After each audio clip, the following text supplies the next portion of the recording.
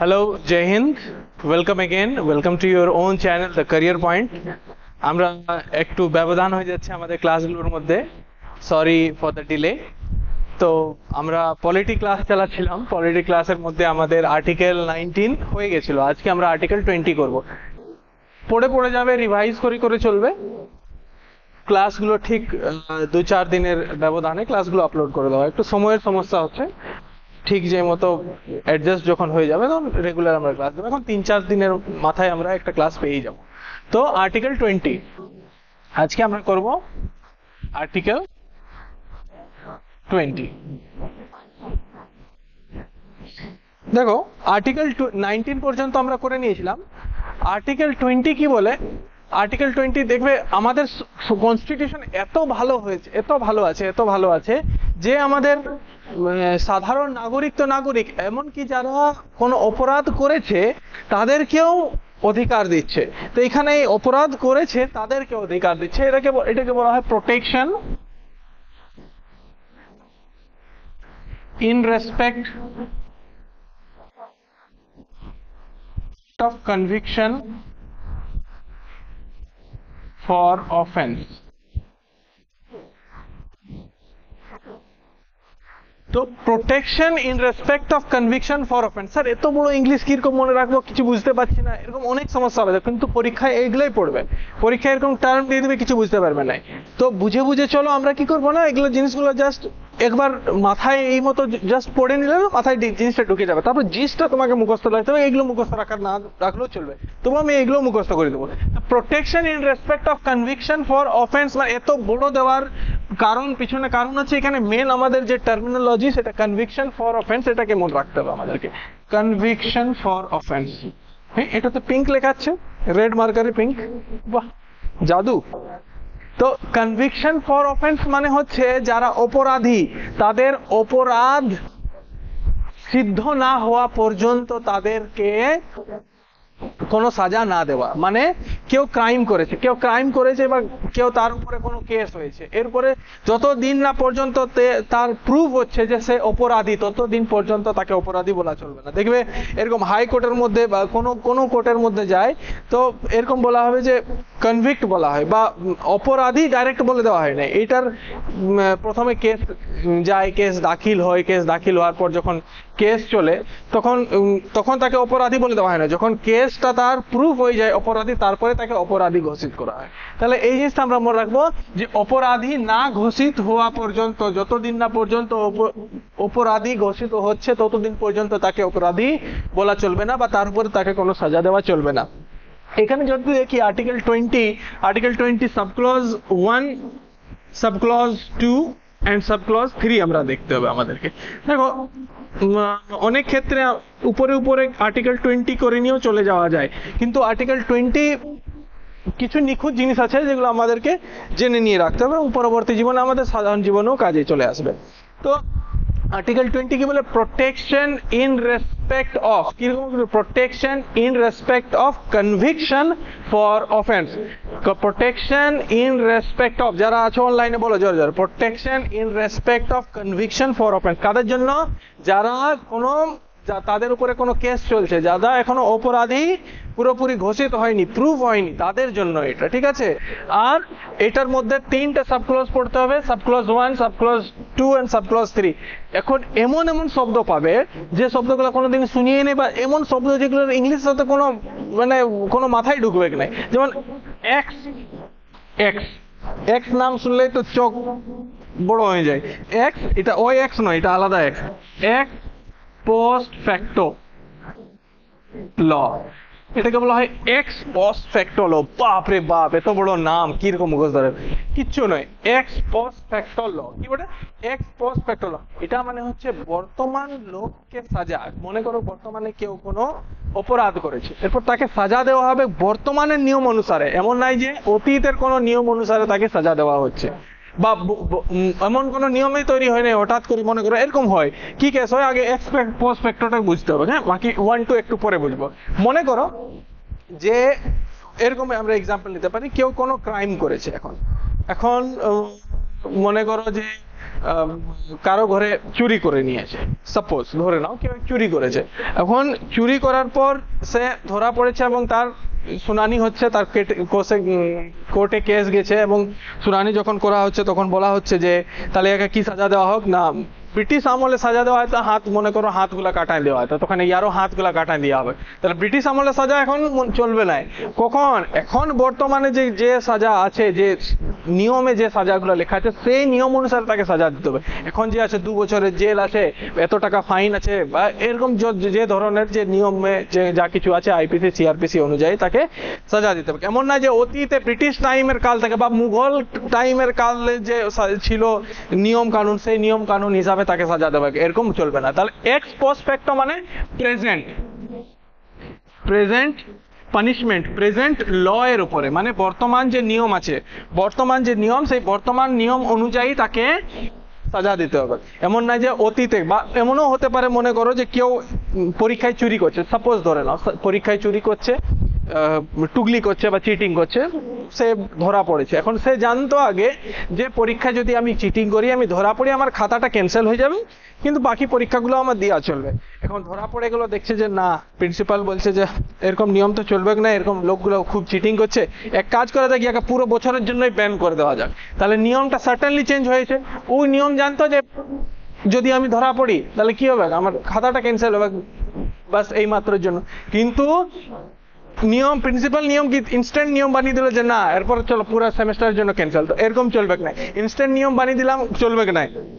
যে নিয়ম বানানো আছে, মনে করো সে চুরি করেছে 2014 সালে, আর এই নিয়মটা চলে আসছে আগের টাইম থেকে, মানে অনেক টাইম থেকে চলে আসছে। এটা মোটা করো 2002 এর নিয়ম, জাস্ট সাপোজ ধরে নাও যে 2002 এর নিয়ম যে কেউ যদি চুরি করতে ধরা পড়ে তাকে কি করা হবে না, তার খাতা এক্সপেল করে দেওয়া হবে, সেই পরীক্ষাটা দেওয়া চলবে না, অন্যান্য পরীক্ষাগুলো দিতে পারবে। তো কি করেছে, এই বুঝে নিয়ে 2014 চুরি করতে বসেছে এবং প্রিন্সিপাল ধরে নিয়ে 2014 নিয়ম বানিয়ে দিল না, এই যে আজকে থেকে ধরা পড়লে আজকে থেকে নতুন নিয়ম, ইয়ার কি করা হবে, কোনো পরীক্ষা দিতে দেওয়া চলবে না, কোনো চাকরি পাবে না, জেলে ঢুকান দাও, ইয়াকে ফাঁসি দিয়ে দাও, এরকম যদি নিয়ম বানিয়ে দেয় তাহলে এই নিয়ম মান্য করা হবে না। কোন নিয়ম মান্য করা হবে? সেই সময়, সেই যে অপরাধ করার সময় যে নিয়মটা চালু ছিল, যে লটা তখন যে প্রযোজ্য ছিল, সেই নিয়ম অনুসারেই তাকে সাজা দেওয়া হবে। তাহলে এক্স পোস্ট ফ্যাক্টো ল মানে কি, না তো অতীত না তো বর্তমান, ভবিষ্যতে কোনো নিয়ম অনুসারে তাকে সাজা দেওয়া। কখন? বর্তমানে, যখন সে অপরাধ করছে সেই সময় যে নিয়ম অনুসারে তার যে অপরাধের যে সাজা, সেই সাজা দেওয়া। ক্লিয়ার? কারো কোনো সমস্যা? তাহলে কি বটে? Ex post facto law. কি নাম? Ex post facto law. না মুছি নেই, এক্স পোস্ট ফ্যাক্টো ল। বলো জোরে, ex post facto law, ex post facto law. তাহলে প্রথম কি ছিল? Article 20, protection. কাদেরকে protection? In respect of conviction, যারা অপরাধ করেছে। Conviction for offence, protection in respect of conviction for offence. এখানে 3টে সাব ক্লজ আছে। প্রথমটা কি দেখলাম? এক্স পোস্ট ফ্যাক্টো ল, মানে বর্তমান লোককে সাজা দেওয়া হবে বর্তমান নিয়ম অনুসারে, না তো অতীত না ভবিষ্যতে ইনস্ট্যান্ট নিয়ম বানিয়ে দিলাম আর এরকম করে নিয়ে চলো সাজা দিয়ে দিল, এরকম চলবে না। এরপরে এখানে আছে ডাবল জিও সিম। ডাবল, যার যার জিও সিম আছে, জিও আছে না তোমাদের? নাই? আচ্ছা, ডাবল জিও সিম নাই, ডাবল জিও পার্টি। তো কি নাম? ডাবল জিও পার্টি, মানে দুটা সিম নিলে ডাবল পার্টি নাকি? না, ডাবল জিও। এই বলছি তো, এই জিনিসগুলো এত মাথায় ঢুকবে কে নেই জিনিসগুলো, জাস্ট আমি যেরকম বলছি সেরকম চলো, জিনিসটা রাখবে। তাহলে article 20 sub close two double Jio party বলে। ডাবল জিও পার্টি মানে একটা ক্রাইমের জন্য একটা সাজা, one punishment for one crime. একটা ক্রাইম করেছে, তাকে একটাই পানিশমেন্ট দেওয়া হবে। মনে করো এমন নাই যে, দেখবে এরকম আমরা দেখতে পাই যে কারো যদি ফাঁসি হয়েছে, ফাঁসি সাজা দেওয়া হয়েছে এবং তাকে ফাঁসিতে লাগিয়ে দেওয়া হলো, এবং কোন রকম যদি দড়ি টড়ি ভাঙে গেল বা কোন রকম করিনি সে বাঁচে গেল, আবার করিনি তাকে ফাঁসিয়ে চাপাও, এরকম নাই। এরকম হয় কি না? এরকম হয় না। তাহলে একবার সাজা একইবার দেওয়া হয়। যদিও ফাঁসিতে চাপাইলো, ফাঁসিতে যদি কোন রকম তোমার দড়ি টড়ি ভাঙে গেল বা কোনো জিনিস হয়ে গেল, তুমি কোন রকম বাঁচে গেলে ফাঁসি দেওয়ার পর, তার তোমাকে কোনো সাজা দেওয়া না। তোমার সাজা দেওয়া হয়েছিল কিন্তু তুমি বাঁচে গেলে, এটা তোমার ভাগ্য ভালো। এরকমই হয়ে গেল, মনে করো কেউ যদি কোনো অপরাধ করেছে, অপরাধ করার পর তাকে জেলে দিয়ে দেওয়া হলো মোটামুটি 2 বছর 5 বছর বা কোনো ফাইন নিয়ে দেওয়া হলো, এবং তারপর জেল থেকে ছাড়ে নিয়ে বের হয়ে গেল। এরপর ক বছর বা 1-2 মাস পর পুলিশের আরো মন করছে না এই লোকটা ভালো নেই, একে জেলেই রাখা ভালো, চলো আরো ধরে নিয়ে জেলটায় ঢুকাই দেবো, ওই অপরাধের জন্যই আবার করে জেলে ঢুকাই দিল, এরকম চলবে না। তাহলে একটা ক্রাইমের জন্য একটা শাস্তি দেওয়া হবে বাস। তাহলে ওই যে শাস্তি দেওয়া হয়েছিল, সে জেলে ছিল, ফাইন লাগিয়েছিল, হয়ে গেল, তার শাস্তি হয়ে গেল, তার ফাইন হয়ে গেল, এরপর সে বাইরে বের হয়ে গেল, নর্মাল লোক হিসাবে সে জীবনযাপন করবে। এরপরে সেই ক্রাইমের জন্য তাকে ধরে নিয়ে আরো জেলে ঢুকানো হবে না। অন্য কোনো ক্রাইম করলে তাকে জেলে ঢুকানো যেতে পারে। মনে করো প্রথমবারে মার্ডার কেসে জেলে ঢুকলো, পরবর্তীকালে যদি আরো মার্ডার করে দিল, তখন আবার জেলে ঢুকান দিল, আবার ফাইন হবে, আবার যা সাজা দেওয়ার সেই সাজা দেওয়া হবে। কিন্তু ওই সেম মার্ডারের জন্য 2বার করে নিয়ে ফাইন, 2বার করে নিয়ে জেলে ঢুকাও বা 2বার করে নিয়ে ফাঁসি দিয়ে দাও, এরকম চলবে না। তাহলে single punishment for single crime. তাহলে কি এটাকে বলা হয় ডাবল জিও পার্টি। দেখো এখানে ডাবল শব্দ আছে কিন্তু ডাবলের কোনো ভূমিকা নাই। ডাবল জিও পার্টি মানে কিরকম? ডাবল জিও পার্টি কিরকম? ডাবল জিও পার্টি বলো, ডাবল জিও পার্টি, জোরে বলো, ডাবল জিও পার্টি মানে কি? ডাবল সাজা আছে না, সিঙ্গেল, একটা সাজার জন্য একটা পানিশমেন্ট, একটা ক্রাইমের জন্য একটা পানিশমেন্ট। তারপরে আর্টিকেল 20 সাবক্লজ 1 কি ছিল? X post facto. X post facto, x post facto এখানে কি ছিল? যে বর্তমান নিয়ম অনুসারে যখন সে অপরাধ করছে সেই নিয়ম অনুসারে তাকে সেই সাজা দেওয়া হবে। ক্লিয়ার? এরপরে দেখো লাস্ট, সেলফ ইনক্রিমিনেশন। সেলফ ইনক্রিমিনেশন অনেকে বলবে স্যার খালি ইংলিশে বলছেন, একটু বাংলায়ও বলুন, বাংলায় লিখুন। বাবু মেরে, মুন্না মেরে, যদি পরীক্ষায় এরকম আসে তখন তুমি পরীক্ষাকে কি বলবে? না আমি এরকম চলবে না, এটা কানুনি ল্যাঙ্গুয়েজ বটে, লয়ের ল্যাঙ্গুয়েজ বটে। তুমি যখন ল বুক পড়বে তখন এই শব্দগুলো পড়বে, তুমি বলবে না তখন যে আমাকে ইংলিশে এটা বাংলায় লিখে দিয়ে দাও তবে আমি বুঝবো, এরকম নাই। লয়ের জিনিস বটে, এক্সাক্ট সেই টার্মগুলো পড়বে, তখন তুমি মাথায় বুঝবে সেলফ ইনক্রিমিনেশন কি বটে। বাপরে, কোনো বুঝতেই পারছি না। সেলফ ইনক্রিমিনেশন একদম সহজ, কিচ্ছু নাই।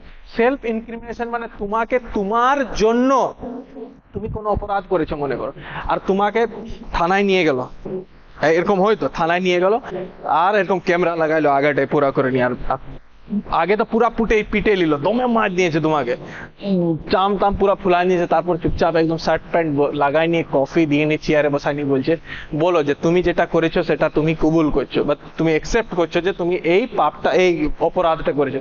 তোমার তো আগেই অনেক মায়ের খাই গেছো তুমি, তোমার তো এমনি তো অবস্থা খারাপ থাকবে। বাপ যদি না বলি যে আমি করি না তো আরো পিটবে, তুমি ধরে বলে দেবে হ্যাঁ আমি করেছি। প্রথমে মানুষ যখন থানায় যায়, পুলিশ কি করে? বল তুই করেছিস। পুলিশ যদি পুলিশ রিমান্ডে থাকে যায়, পুলিশ তো পিটো বহুত, নাই বললেও পুলিশ বহুত পিটে। পুলিশ রিমান্ডে যদি চলে গেলে তো বহুত মার হবে। পুলিশ তোমাকে নিয়ে গেল, তোমাকে বলবে যে চুরি করেছি, তুমি বলবে নাই স্যার আমি করি নাই। তুমি চুরি করো আর না করো, তুমি তো এরকম বলবে। চোরও বলে যে নাই করি, আর যে অপরাধী থাকেন সে বলবে আমি নাই করি স্যার। চুরি আর ডাং ডাং মার, পুরা মার শুরু হয়ে গেল তোমার। তুমি বলতে থাকলে যে আমি চুরি করি না, আমি চুরি করি না, এটা হাত পা ভাঙবে না, চামড়া টামড়া উঠানে দিল, মারি নিয়ে অবস্থা খারাপ, তোতরা ফুলাই দিল, 2-4টা দাঁতও ভাঙলো। তুমি বলবে যে আমি চুরি করি নাই, শেষ পর্যন্ত তোমাকে বলতে আমি চুরি করলি স্যার। ক্যামেরা লাগাবে, এরকম বসাবে, তোমাকে বলবে যে বলো ক্যামেরার পাশে চুরি করেছে। তুমি বলবে হ্যাঁ আমি অপরাধ বটি, আমি চুরি করেছি। আর এরকম ক্যামেরাটা নিয়ে যায়নি সুপ্রিম কোর্টে বা অন্য কোনো কোর্টে দেখাবে, দেখুন এ বলেছে যে নিজের মুখে বলছে যে এই চুরি করেছে, অ্যাকসেপ্ট করছে। কোর্ট বলে দেবে না, চলবে নাই। কোর্ট কি বলে দেবে? কোর্ট এরকম কোন ভিডিও বা কোনো অডিও বা যদি নিজেও অপরাধী নিজেও বলে যে আমি করেছি, কোর্ট অ্যাকসেপ্ট করবেন। ক্লিয়ার? তাহলে যার শুনছো তোমাদের মধ্যে যদি এরকম কোনো হয়ে থাকে, তোমরা কি করবে? থানায় নিয়ে যাবে। পিটার আগে যদি বলে বল তুই করেছি, তুমি বলবি হ্যাঁ আমি করেছি, কি করবে? পুলিশলে তো বাঁচে যাবে, এরকম করিনি, পিটানি খাবে না। বোকা লোক বটে যারা থানায় যাওয়ার পর বলে যে আমি করি, আমি নাই করি। পুলিশ যেটা বলে সেটা করে দাও, থানায় কোনো সমস্যা নাই। এটা করেছো? হ্যাঁ করেছি। এটাও করেছি? হ্যাঁ এটাও করেছি। হ্যাঁ সব করেছি আমি। কিন্তু যখন কোর্টে যাবে, মাই লর্ড আমি করি নাই, পুলিশ বলবে কত বড় পাল্টুরাম বটে। পাল্টুরাম নয়, তুমি আসল কনস্টিটিউশন জানো, তুমি নিয়ম জানো, তুমি ল জানো, বলেনি তুমি বুদ্ধি কাছো। পিটানির লো বাঁচে গেলে। আর ওইখানে তুমি যদি পুলিশ বলবে যত হাজার রেকর্ড করুক তোমার ওইখানে দেখাবে সব নাল এন্ড ভয়েড, কোনো ভ্যালু থাকবে নাই। তো পুলিশের পিটানির লোক বাঁচলে আর কোনো ভ্যালু তোমার কোনো ওইখানে যা সাজা দেওয়া হবে ওই কোর্ট জাজ সাহেব দেবে, তোমার পুলিশের সাথে কোনো সম্পর্ক নেই। ক্লিয়ার? তাহলে সেলফ ইনক্রিমিনেশন মানে কি? সেলফ ইনক্রিমিনেশন মানে তুমি নিজের বিরুদ্ধেই অপরাধী বা নিজের বিরুদ্ধেই তুমি জাজমেন্ট, নিজের বিরুদ্ধে তুমি উইটনেস দিতে পারো না যে আমি নিজেই অপরাধী, নিজেকে বলতে পারো না। ঠিক আছে? এই সময় বিরাট একটা টেস্ট আমরা জানি, আমরা খুব ফেমাস ছিল। দাঁড়ো, রেড মার্কার কই? একটাই রেড মার্কার আছে, আর কই? ও দুটা, একটা হাতে আছে। এই সময় দুটা খুব ফেমাস ছিল। পলি লেখাচ্ছে নাই, পলিগ্রাফ টেস্ট, পলিগ্রাফিক টেস্ট বা পলিগ্রাফ টেস্ট বলা হতো, এটা লেখায় যদি। দ্বিতীয়টা ছিল ডিএনএ ফিঙ্গারপ্রিন্টিং, ফিঙ্গারপ্রিন্টিং দেখবে নিচেরটা দেখতে পাওয়া যাচ্ছে কিনা। আরেকটা ছিল নার্কো টেস্ট। আমরা কম বেশি এই সবগুলোর সাথে অবগত, আমরা জানি এগুলো, দেখতে পাওয়া যাচ্ছে তো? হ্যাঁ, তো দেখো কি জিনিস বটে পলিগ্রাফ টেস্ট। তোমরা অনেক ফিল্মের মধ্যে দেখেছো, এরকম বসাইলো, এরকম বসানোর পর কোন যে ফিল্ম বটে, অক্ষয় কুমারের কার যে ফিল্মটা ছিল দেখে নেবে, এরকম করে নিয়ে অনেক চিমটা টিমটা এগুলো প্লাগ লাগানো হয়েছে। আর যখনই মিথ্যা কথা বলছে ট করে রেড লাইট জ্বলে যাচ্ছে, সত্যি কথা বললে ব্লু লাইট জ্বলছে। পলিগ্রাফ টেস্ট বটে এগুলা। মিথ্যা কথা বললে তোমাকে ধরে নেবে, তোমার নার্ভস এর দ্বারা তোমাকে অনেক কিছু লাগানো থাকে এগুলোতে, অনেক প্লাগ ট্লাগ বহুত কিছু, এগুলো পলিগ্রাফ টেস্ট। ঠিক আছে? আর ডিএনএ ফিঙ্গারপ্রিন্টিং, দেখো ডিএনএ টেস্ট আলাদা, কনফিউজ করবে না। ডিএনএ টেস্ট আলাদা, এমনি ডিএনএ টেস্ট করা হয় যে তোমার মাতা পিতাকে, আর ডিএনএ ফিঙ্গারপ্রিন্টিং আলাদা, এটা ডেঞ্জারাস টেস্ট, এটা সত্যি মিথ্যা বের করার জন্য করানো হয়। নার্কো টেস্ট আমরা জানি, নার্কো টেস্টের মধ্যে কি করা হয়? নার্কো টেস্টের মধ্যে একটা সোডিয়াম পেন্টাথল নামে একটা সিরাম দিয়ে দেওয়া হয়, একটা ইনজেকশন দিয়ে দেওয়া হয়, সোডিয়াম পেন্টাথল, ট্রুথ সিরাম বলা হয় তাকে, ট্রুথ সিরাম, সোডিয়াম পেন্টাথল। ইনজেকশন লাগাইলো, তুমি চুপচাপ একদম অবস্থায় চলে গেলে, হিপনোটাইজ হয়ে গেলে। এরপর তোমাকে জিজ্ঞেস করো, বল রে রাতে কি খাইছিলি? রাইতে তো কোনো নাই খাই, এমনি ঘুমাই গেছিলি, চাউমিন খাই আসছিলি বাইরে। হ্যাঁ, সুধাব এরকম সুধায় যারা এরকম টেস্ট করে নার্কো টেস্ট। এখন তো ইনভ্যালিড আছে, কিন্তু আগে এরকম প্রচুর হইতো। যে তুমি মনে করো কোনো অপরাধ করেছে, এখন তোমাকে নিয়ে গেল পুলিশে, এবং পুলিশে কি করলো? নার্কো টেস্ট করাবে, সোডিয়াম পেন্টাথল দিয়ে দিল আর সুধাইলো, এরপর হিপনোটাইজ হয়ে গেলে তোমাকে যেটা সুধাবে সেটা তুমি সত্যি সত্যিই বলবে। জিজ্ঞেস করলো যে আচ্ছা তুই মার্ডার করেছিস কি? হ্যাঁ জজ সাহেব মার্ডার করেছি, এরকম বলবো, হ্যাঁ হ্যাঁ স্যার মার্ডার করেছি। আচ্ছা মার্ডার করে নিয়ে কোথায় রাখলিস ছুরিটা? মার্ডার করে নিয়ে ওই যে বাগানের মধ্যে লুকায় রাখেছি ছুরিটা, বা ওই নদীতে ফেলে দিয়েছে, বা বন্দুকটা জঙ্গলে ওই মাটির মধ্যে কুড়িয়ে নিয়ে ঢোকায় নিয়েছি ওইখানটায়। এরকম করে নিয়ে যাবে, তোমার সব কিছু রেকর্ড হতে থাকবে। আর পুলিশ গিয়ে নিয়ে এরকম দেখবে যে হ্যাঁ ঠিক জায়গা থেকে বন্দুক বেরাইলো, ঠিক জায়গা থেকে ছুরি বেরাইলো, ওই সেম ছুরি, সেম ফিঙ্গারপ্রিন্ট আছে, সব কিছু আছে। এরপর জাজ সাহেবকে নিয়ে যায়, বলবেন দেখুন আমরা এই টেস্টটা করেছিলাম, এই টেস্টের দ্বারা কি হয়েছে না, যেটা বলেছে নিজে অপরাধী স্বীকার করেছে, এই অপরাধী স্বীকার করেছে, এটা তো আপনারা মানবেন নাই জাজ সাহেব, কিন্তু এই দেখুন সবুত নিয়ে এসেছি, এই যে বলেছে যে নিজে মার্ডার করেনি, কোথায় লুকিয়েছে উইপেনটা, এই যে এটা নিয়ে চলে এসেছি। এরকম টেস্ট করা যায় তো আগে, নার্কো টেস্ট, এটা বলা হতো নার্কো টেস্ট। বিরাট ডেঞ্জারাস টেস্ট, ইনজেকশন লাগাবার পর সব সত্যিই বলবে, বুঝলে না? এরকম নার্কো টেস্ট, এই টেস্ট গুলাকে ব্যান করে দেওয়া হয়েছে 2010 সালে। 2010 সালে সেলভি কেস হয়েছিল, একটা কর্ণাটক স্টেট ভার্সেস সেলভি কেস, সেইখান থেকে এটাকে ব্যান করে দেওয়া হয়েছে এবং বলা হয়েছে যে without the permission of court, কোর্টের পারমিশন ছাড়া এই ধরনের টেস্ট করা যাবে না। যদি এই ধরনের টেস্ট করছো তাহলে এটা মৌলিক অধিকার, আমাদের আর্টিকেল 20 সাবক্লজ 3 সেলফ ইনক্রিমিনেশনের উল্লঙ্ঘন করা হবে এবং সেই উল্লঙ্ঘনের জন্য তোমার শাস্তি হতে পারে। তাহলে নার্কো টেস্ট আছে এখন? না, আছে, করা যায়, কিন্তু কোর্টের পারমিশন। কোন কেস? সেলভি কেস, 2010 সালে সেলভি রাষ্ট্র, এটা মুখস্থ রাখা দরকার, এগুলো পরীক্ষায় পড়বে না। তাহলে আমরা কি মনে রাখবো?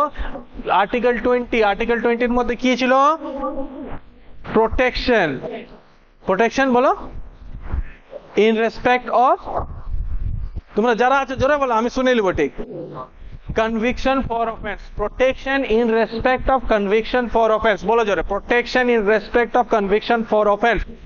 কোটায় আছে সেকশন, 3টে সেকশন সাবক্লজ আছে, article 20 subclause 1 ex post facto ল, মানে বর্তমান যদি কেউ অপরাধ করেছে তাকে সাজা বর্তমান নিয়ম অনুসারে দেওয়া হবে, না তো অতীত না তো ভবিষ্যতে কোনো নিয়ম বা নীতি দেওয়া হবে। তারপরে কি আছে? তারপরে আর্টিকেল 20 সাবক্লজ 2 এর মধ্যে কি আছে? ডাবল জিওপার্ডি মানে একজনকে সাজা সেই অপরাধের জন্য একইবার দেওয়া হবে, একের বেশি বার দেওয়া হবে না। তারপরে 3 নম্বর কি ছিল? সেলফ ইনক্রিমিনেশন, মানে নিজেকে নিজের বিরুদ্ধে উইটনেস করতে বা নিজের বিরুদ্ধে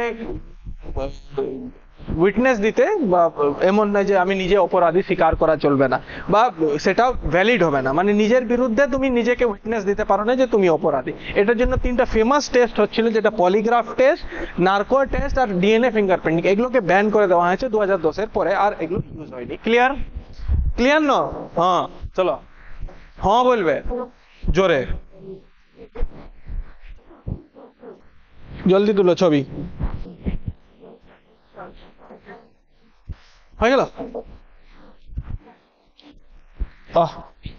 কোথায় গেছে?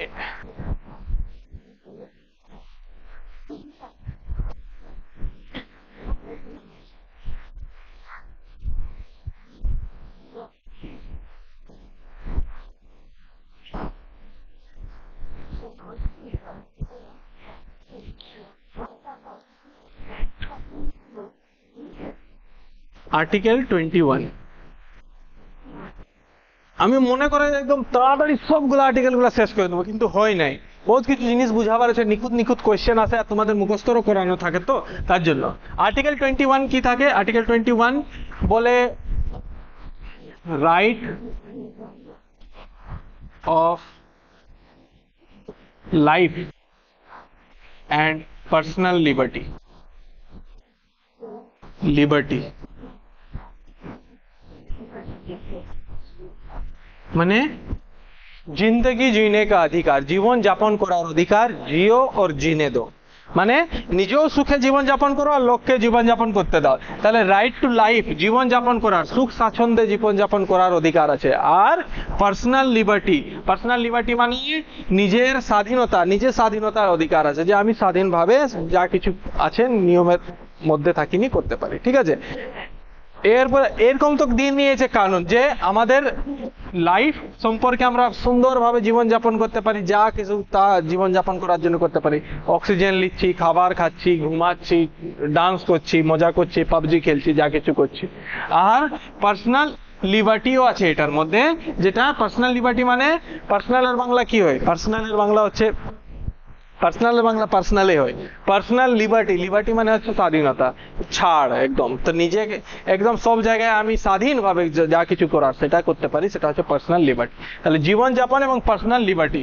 তাহলে তোমার মনে আসবে পরীক্ষা মাথার মধ্যে, স্যার তাহলে যে জেলের মধ্যে আমরা লোকগুলাকে রাখি ধরে নিয়ে, অপরাধীগুলাকে, ওরা তো আমাদের এই স্বাধীনতা আমরা হনন করছি, জীবনযাপন স্বাধীনভাবে জীবনযাপন করার অধিকার তো ওদের ছিনে নিচ্ছে। ওদেরকে যে একটা জেলের মধ্যে আবদ্ধ করে নিয়ে রাখা হচ্ছে, একদম তাদেরকে কড়া শাস্তি, কোথাও ঘুরতে যেতে পারবে না, যখন মর্জি তখন খাবার খেতে পারবে না, যা কিছু করার সে করতে পারবে। তাহলে জীবনযাপন চলছে তাদের, আর্টিকেল 20 দেওয়া হয়েছে, 21 দেওয়া হয়েছে তাদের। হ্যাঁ, তাহলে আর্টিকেল 21 জীবনযাপন তো করছে, কিন্তু পার্সোনাল লিবার্টি আছে না। তাহলে এইখানে একটা জিনিস আছে, পার্সোনাল লিবার্টি তো তুমি পাবে, কিন্তু একটা টার্ম আছে প্রসিজার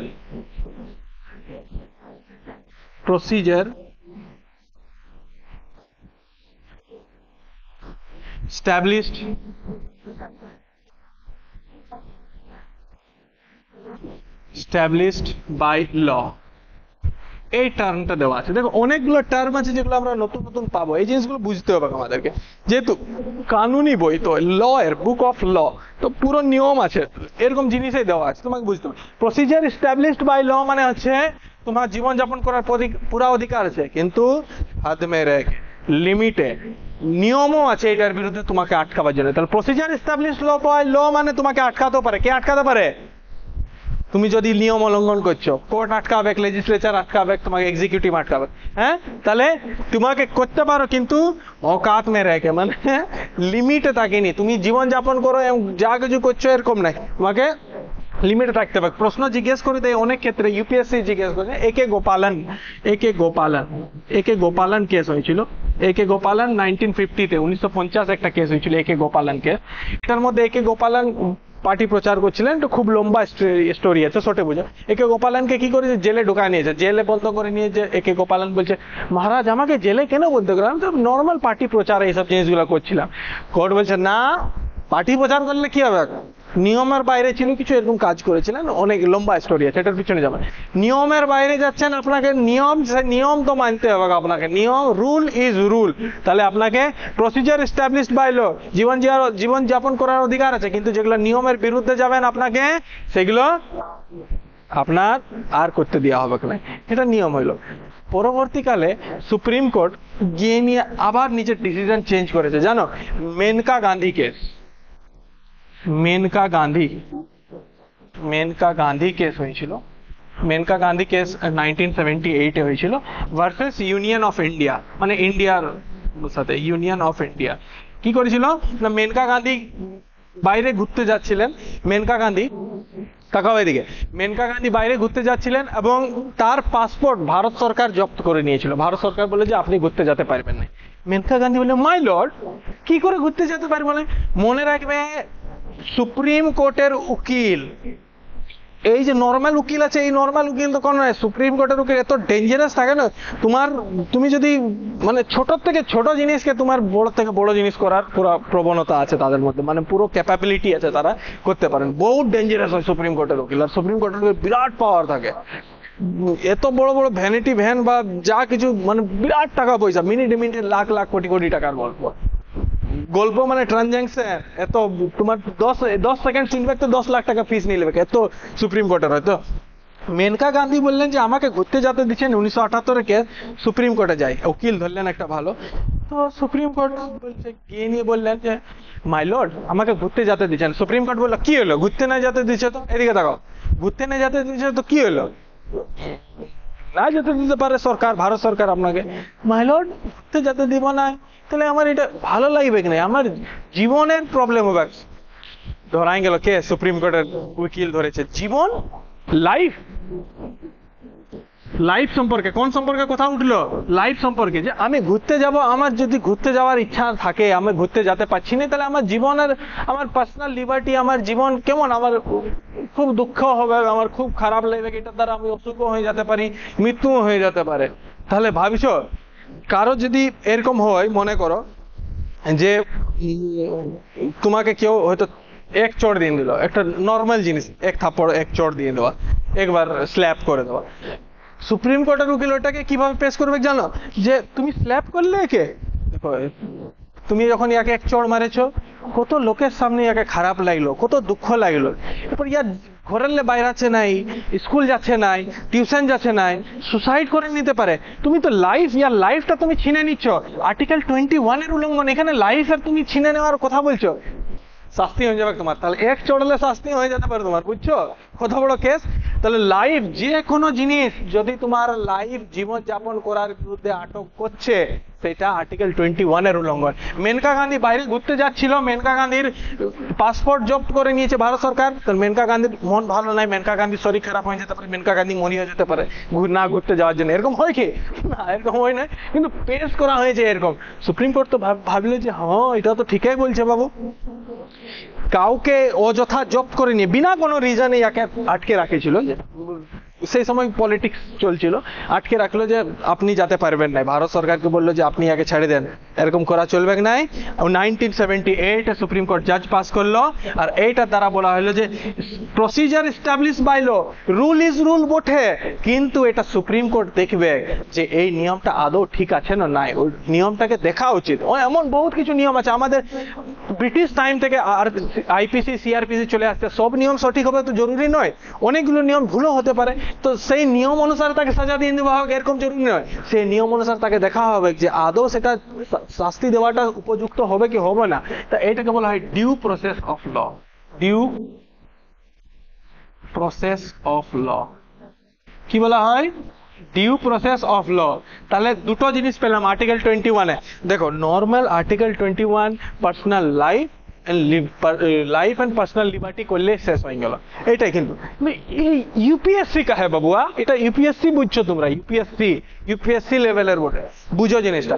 তাহলে দুটো জিনিস পেলাম, একটা তো পেলাম জীবন যাপন করার অধিকার আর পার্সোনাল লিবার্টি। আর্টিকেল 21 দুটো কথা বলে, হ্যাঁ, right of life and personal liberty. এটার মধ্যে আর দুটো জিনিস পেলাম, প্রসিজার এস্টাবলিশ বাই ল আর due process of law. Procedure establish by law মানে আগে ছিল, এটা 1950 এর মধ্যে। যে রুল ইজ রুল, তুমি কোনো কাজ করেছো তো এটা শাস্তি হবে কে, সরকার বললো, লেজিসলেচার বললো, এক্সিকিউটিভ বললো, শাস্তি হবে কে, তোমাকে আর কেউ আটকাতে পারবে না, তোমাকে শাস্তি হবে কে তোমার। কিন্তু পরবর্তীকালে এটা কি হলো, ডিউ প্রসেস অফ ল, মানে শাস্তি দেওয়া হবে অবশ্যই, তুমি যদি কোনো অপরাধ করে শাস্তি দেওয়া হবে, কিন্তু আদৌ সেই তুমি যে অপরাধটা করেছো সেটার জন্য সেই শাস্তিটা উপযুক্ত কি উপযুক্ত নয়, বা সেই তুমি শাস্তি পাবে কি পাবে না, সেটার জন্য তোমাকে একটু বুঝা পড়া করে নি তোমাকে শাস্তি দেওয়া হবে। এমন না যে রুলে লেখা আছে চলো ও চুরি করলে চলো এই সেকশনে তো লাগাও, চলো হাত কাটো পা কাটো মোড়াই দাও শেষ করে দাও, এরকম নাই। চুরি করেছো, আচ্ছা তুমি কোন অবস্থায় চুরি করেছো সেটাও দেখা হবে, যে তোমার খাবার ছিল না, বা তুমি যদি চুরি না করলে তুমি মারা যেতে, রুটি চুরি করেছো না ভাত চুরি করেছো সেটা দেখেনি, তোমাকে বলে ও ভাত চুরি করেছো, সামান্য রুটি চুরি করেছো, কোনো ব্যাপার নেই, এত টাকা ফাইন দাও, তোমাকে ছেড়ে দেওয়া হবে, এরকম আছে। তাহলে প্রসিজার এস্টাবলিশ বাই ল না ডিউ প্রসেস অফ ল, কোনটা ভালো? Due process of law. এটা ভাবনা চিন্তা করতে সময় দিচ্ছে, ভাবনা চিন্তা করে নিয়ে সাজা দাও। আর এটার মধ্যে কোনো নাই ভাবনা চিন্তা নেই, ও শাস্তি, চুরি করেছো ভাত চুরি করো, রুটি চুরি করো, আর সোনা চুরি করো, হাত কাটাবে মানে হাত কাটাবে, যাও বুঝো এরপরে, বুঝলে? তাহলে রাইট 21, আর্টিকেল 21 কি বলে, right of life and personal liberty, মানে জীবন যাপন করার অধিকার। দেখো জীবন যাপন বিরাট বড় জিনিস বটে, জীবন যাপন করার অধিকার মানে অক্সিজেন নিচ্ছি এটা জীবন যাপন না, জীবন যাপন মানে হচ্ছে আমি স্বাধীনভাবে ঘুরতে পারছি, আমি সবার সাথে কথা বলতে পারছি, আমার মেডিকেল চেক আপ হচ্ছে, আমি শুদ্ধ পরিবেশের মধ্যে বাস করছি, আমি লাইফ পার্টনার নিজের থেকে চুজ করছি, তারপরে আমি প্রজনন প্রক্রিয়ায় সহায়তা করছি, এইসব জিনিসগুলোর মধ্যে এই সব জিনিস আছে। আমার বাড়ির মধ্যে ফ্যান আছে, তবে তো আমি জীবনযাপন করছি। এমন নাই যে জীবনযাপন মানে অক্সিজেন শুধু হয়ে গেল, বাস অক্সিজেন লাও জীবনযাপন হয়ে গেল, এমন নাই। ফ্যানও থাকতে হবে, লাইটও থাকতে হবে, পরিবেশও থাকতে হবে, সবকিছু থাকাই নিয়ে জীবনযাপন বটে। হ্যাঁ, তাহলে জীবনযাপন করার জন্য যে যে জিনিসগুলো নেসেসারি, যদি ওই জিনিসটা তোমার থেকে কেউ হনন করছে বা ছিনে নিচ্ছে, তুমি কেস করতে পারো ডাইরেক্ট। ফান্ডামেন্টাল রাইটস আর্টিকেল 21 এর উল্লঙ্ঘন হয়েছে মাই লর্ড, চলো কেস। তুমি মনে করো রাস্তায় যাচ্ছ আর কেউ রাস্তায় আটকে দিল, তুমি বলবে personal liberty my lord, personal life, আপনি আমাকে রাস্তায় আটকাচ্ছেন, আমার লাইফ হনন হয়ে যাচ্ছে, আমি অত দূর ঘুরে নিয়ে যাব, আমার এত পেট্রোল খরচ হবে, তো আমার পয়সা খরচ হবে, পয়সা আমি ভবিষ্যতের জন্য বাঁচা রাখি, যে ভবিষ্যতে কোনো জিনিস হয়ে গেলে তো মরেই যাবো, তাহলে আপনি আমার লাইফের সাথে খেলবাড় করছেন, চলো কে অল্পতে কেস হয়ে যেতে পারে। ঠিক আছে, বুঝছো না জিনিসগুলো? মাথায় ঢুকছে তো? তোমরা বললো ঢুকছো না মাথায়? বুঝো? তাহলে আর্টিকেল 21 কি বলে, right of life and personal liberty, জীবন যাপন করতে যে যে জিনিসগুলো সহায়তা সেই জিনিস করে, সেই জিনিসটা কেউই তোমার কাছ থেকে ছিনে নিতে পারবে নাই। ক্লিয়ার? এখানে দুটা জিনিস পেলাম, একটা মেনকা গান্ধী কেস, একটা একে গোপালন কেস। একে গোপালন কেসে কি বলেছিল, রুল ইজ রুল করেছো মানে এটা শাস্তি দেওয়া, 1950 case, procedure establish by law, সেই জিনিসটা সেখানে উঠে এসেছিল। এবং পরবর্তীকালে ডিউ প্রসেস অফ ল আছে, মানে তোমাকে নিয়ম দেখে যাচ করে নিয়ে পুরো তোমাকে শাস্তি দেওয়া হবে, যদি তুমি শাস্তি পাবে তবে।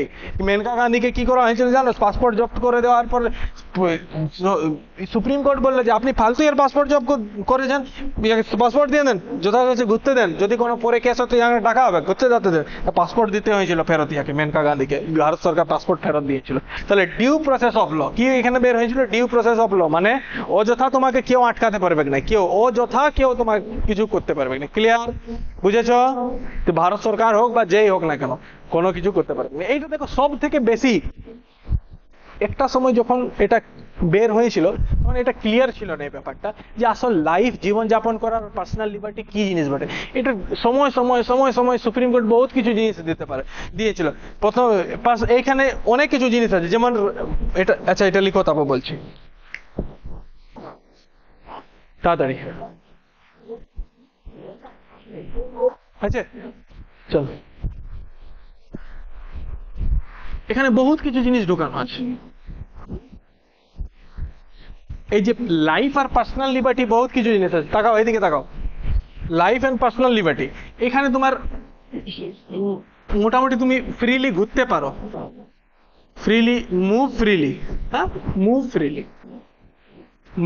ফ্রিলি। কোথায়? আর্টিকেল 19 আমরা মুভ ফ্রিলি করেছিলাম, আর্টিকেল 19 সাবক্লজ 4, কিন্তু ওটা দেশের মধ্যে। আর্টিকেল 21 মুভ ফ্রিলি কোথা? অ্যাব্রড। কোথা? অ্যাব্রড, দেশের বাইরে, ফরেন কান্ট্রি। তাহলে আর প্রশ্ন জিজ্ঞেস, এরকম নিখুঁত প্রশ্ন জিজ্ঞেস করে WBCS ইউপিএসসি মেন্স পরীক্ষা জিজ্ঞেস করবে।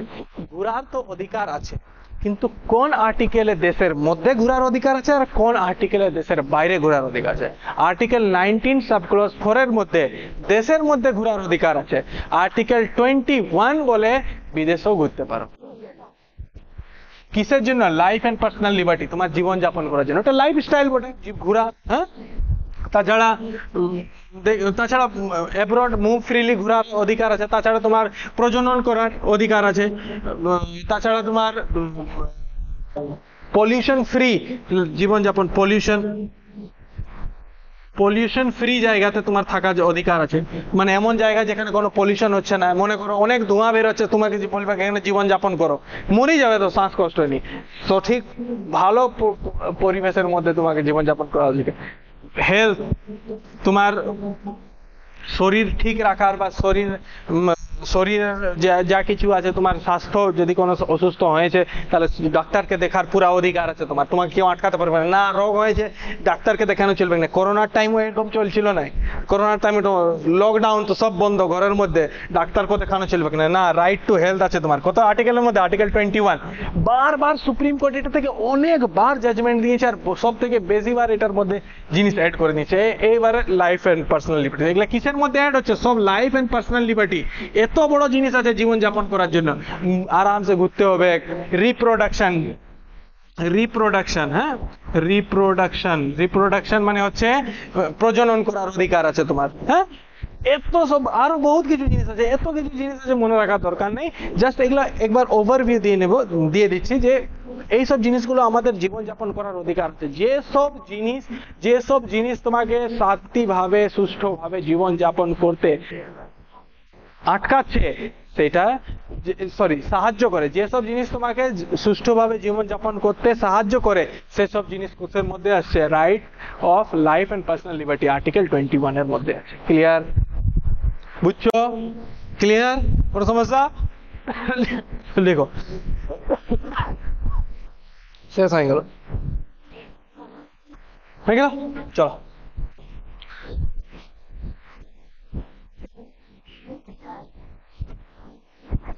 তাহলে ঘোরার অধিকার কিসে আছে? হ্যাঁ, কোন আর্টিকেলে আছে ঘোরার অধিকার? আর্টিকেল 21 আর আর্টিকেল 19 সাবক্লজ 4 এর মধ্যে। দেখো, সংবিধানও আমাদের ঘোরার অধিকার দিয়েছে। আসল ঘোরাও দরকার। যারা ঘুরতে যাচ্ছ না তাদের সাথে বলবো যে, মানে অনেকেই আছো যারা মানে শুধু পুঁথিগত পড়ার মধ্যে থাকছো, বুঝছো না। বাইরের লাইফ এক্সপ্লোর করো। অনেক কিছু জিনিস, নতুন জিনিস শেখার আছে। তোমার যে ইন্ট্রোভার্ট, তুমি যে লোকের সাথে কথা বলতে পারছো না, তুমি একবার বাইরে ঘুরে দেখো, তোমার মানে লাইফ চেঞ্জ হয়ে যাবে, তোমার থিঙ্কিং প্রসেস চেঞ্জ হয়ে যাবে। বাইরের ট্রাভেল জিনিসটাই ইটসেলফ এ বুক। এটা নিজে একটা বুক। তুমি এগুলো পড়ো, এটা নলেজে ভরা আছে। বাইরে তোমরা ট্রাভেল করো, যেখানেই যাও ট্রাভেল করো। অযোধ্যা পাহাড় আমাদের কাছেই আছে, আমরা এখানেই ট্রাভেল করি, আমরা খুব মজা করি এখানে ঘুরে নিয়ে। তবে নতুন নতুন জায়গা এক্সপ্লোর করো। বহুত কিছু জায়গা আছে পৃথিবীতে ঘোরার জন্য, এক্সপ্লোর করো। লাইফ বয়স্ক হয়ে যাবে তো হাঁটু ব্যথা নিয়ে ঘুরবে নাকি? এখনই ঘুরতে শুরু করো, হালকা হালকা। দেখো, ঘুরতে গেলে পয়সার দরকার হয় না, ঘুরতে গেলে মন দরকার হয়। তুমি যে কোনো জায়গায় এখনো খুব স্বল্প পরিমাণে সব জায়গায় ঘোরা যায়। ঘুরে নিয়ে বলবে যে কি জিনিস পেলে তোমরা। ঠিক আছে, এগুলা বাদ দাও, এইদিকে চলে আসি আমরা। माफ करना, मैं इधर उधर निकल जाता हूँ। आर्टिकल 19 आर्टिकल 20 को ছিলাম। आर्टिकल 20 কি ছিল? Article 20 protection in respect of conviction for offence. কাদেরকে না? যারা অপরাধী এখনো তাদের সিদ্ধ হয়নি, অপরাধী প্রুফ হয়নি, তাদেরকে এটা কি করে? প্রোটেকশন দেয়। তিনটা ক্লোজ সাব ক্লোজ পেলাম। Article 20 sub clause 1 ex post facto law. এখানে কি ছিল? যে বর্তমান নিয়ম অনুসারে বর্তমান অপরাধীকে সাজা দেওয়া হবে, বা বর্তমানে যদি কেউ অপরাধ করেছে তাকে বর্তমান নিয়ম অনুসারে সাজা দেওয়া হবে। মনে যে ব্রিটিশ টাইমে সাজা দিয়ে দিল, মুঘল টাইমে সাজা দিয়ে দিল, এরকম নয়। বা বর্তমানে নতুন একটা নিয়ম বানালাম আর সাজা দিয়ে দিলাম, এরকম নয়। যে নিয়ম চলে আসছে সেই নিয়ম অনুসারেই তাকে সাজা দেওয়া হবে, যেটার আয়ত্তের মধ্যে সে চলে আসে। তারপরে কি দেখলাম আমরা? আর্টিকেল 20 সাবক্লজ 2 এর মধ্যে দেখলাম ডাবল জিওপার্ডি, মানে একজনকে একটা অপরাধের জন্য একইবার সাজা দেওয়া হবে, একের বেশি বার সাজা দেওয়া হবে না। তারপরে কি দেখলাম 3 নম্বর সেলফ ইনক্রিমিনেশন। সেলফ ইনক্রিমিনেশন মধ্যে কি ছিল, তিনটা জিনিস, তিনটা টেস্ট দেখলাম যেটাকে এখন ব্যান করে দেওয়া হয়েছে 2010 এর সেলভা কেসের পরে। কোন দুটা জিনিস, পলিগ্রাফ টেস্ট, ডিএনএ ফিঙ্গারপ্রিন্টিং, আর তোমার নার্কো টেস্ট। নার্কো টেস্টের মধ্যে কোন সিরাম ব্যবহার করা হয়, যেটাকে ট্রুথ সিরাম বলা হয়, সোডিয়াম পেন্টাথল ব্যবহার করা হয়। ক্লিয়ার? এগুলো এখনো ব্যবহার করতে পারে কিনা, অবশ্যই ব্যবহার করতে পারে, কিন্তু কোর্টের পারমিশন ছাড়া এগুলো ব্যবহার করা যাবে না। তারপর আর্টিকেল 21 কি বললাম, right of life and personal liberty, জীবন যাপন করার এবং স্বাধীনতার অধিকার দিয়ে দেওয়া হয়েছে। এখানে জীবন যাপন করার অধিকার বহুত বড় অধিকার, যে সব জিনিস তোমাকে জীবন যাপন সুষ্ঠুভাবে করতে সাহায্য করছে সেগুলো তোমার জীবন যাপন করার অধিকার। যেমন একটা চেয়ারে বসা, এটাও একটু তোমার জীবন যাপন স্টাইলের মধ্যে চলে আসছে। ফ্যান, জীবনযাপন করার অধিকার, প্রজনন করার অধিকার, অক্সিজেন নেওয়ার অধিকার, কথাবার্তা করার অধিকার, নিজের পছন্দের মেয়ের সাথে বিয়ে করার অধিকার, সব কিছু তোমাকে কে দেয়, কনস্টিটিউশন দেয়, আর্টিকেল 21 অনুসারে দেয়। ক্লিয়ার? এখানে আমরা অনেকগুলো চেঞ্জেস দেখেছি। এখানে আমরা দেখলাম প্রসিজার এস্টাবলিশড বাই ল, প্রথমে ছিল আমাদের কনস্টিটিউশনের মধ্যে 1950-তে একে গোপালন কেসের মধ্যে আমরা এটা ইমপ্লিমেন্ট হতে দেখেছিলাম। তারপরে আমরা ডিউ প্রসেস অফ ল এসেছে। এখানে কি ছিল, ডিউ প্রসেস অফ ল এর মধ্যে কি ছিল বলো, জলদি বলো। মেনকা গান্ধী কেস 1978 কেসটা এসেছিল, যে প্রথমে যাচাই করা হবে, দেখা হবে আদৌ সে অপরাধী কি অপরাধী না, বা সেটার জন্য সেই সাজাটা দেওয়া উচিত কি না, তারপরে তাকে সেই সাজা দেওয়া হবে, যে তাকে অযথা কোনো সাজা দেওয়া হবে না। ক্লিয়ার? যেই বলুক না। এতদূর ক্লিয়ার? আমাদের নেক্সট ক্লাসে দেখা হবে, কিছুদিনের মধ্যে নেক্সট ভিডিও আপলোড হবে। স্টে টিউন, ভালো থাকো, খুব পড়ো, খুব ঘুরো। জয় হিন্দ।